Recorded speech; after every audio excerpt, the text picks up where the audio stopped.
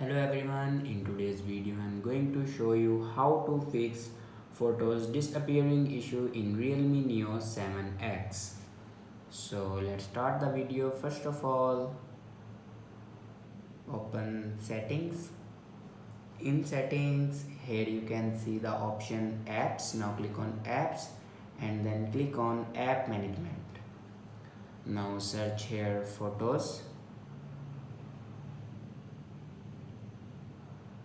Now click on photos app and then click on storage usage.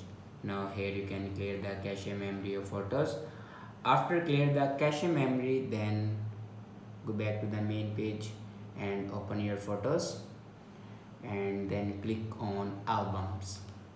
Now scroll down in last and here you can see the option recently deleted. Now click on it and here you can check your photos or videos you will be deleted, and here you can also recover your photos or videos. After that, go back to your home screen and restart your device. For restart your device, press and hold power button and then swipe up to restart your device. After doing these steps, your problem will be fixed.